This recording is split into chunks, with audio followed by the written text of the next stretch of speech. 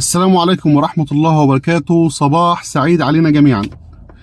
اللهم بلغنا رمضان لا فاقدين ولا مفقودين يا رب العالمين. اللهم ارزقنا رزقا يتعجب منه البشر. اللهم بارك لنا في رمضان وارزقنا الخير كله. دعوة صباح بإذن الله، ربنا رب يرزقنا جميعا. طبعا يمكن مستغربين عنوان الفيديو. أنا هحكي لكم حكاية كده صغيرة قوي حصلت مع الإمام مالك.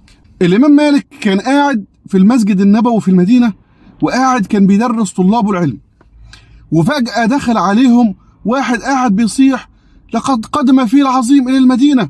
في طبعا المدينة مش موطن للفيلة، وأهل المدينة ما كانوش شافوا الفيل أبدا قبل كده في حياتهم يعني.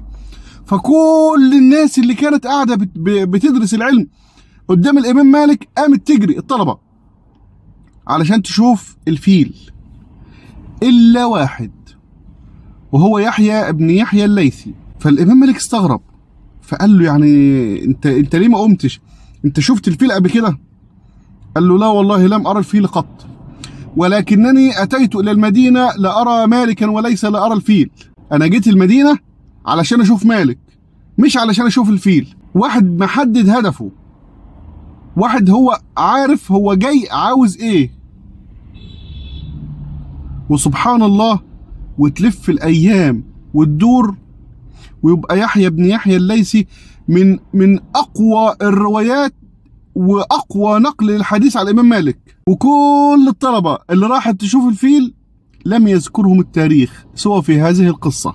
على فكره يا جماعه، الموضوع بيتكرر، ورمضان ده هو افضل وقت تيجي فيه الفيله، وتبقى قدامك حل من الاتنين: يا اما تبقى محدد هدفك وعارف انت عاوز ايه من رمضان، يا اما اتفرج على الفيله.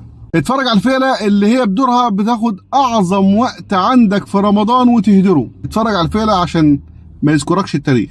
اوقات كتير اخطائك وذنوبك وتفكيرك ما بيكونش اصله الشيطان، بيكون اصله النفس. ان النفس لاماره بالسوء. اتمنى ان احنا ما يضحكش علينا ونلتفت للفيله. كل سنه وانتم طيبين ورمضان كريم، وربنا يا رب يعود علينا الايام بكل خير وفضل. اللهم ارزقنا رزقا يتعجب منه البشر. اللهم بارك لنا في رمضان. اللهم بلغنا رمضان لا فاقدين ولا مفقودين يا رب العالمين.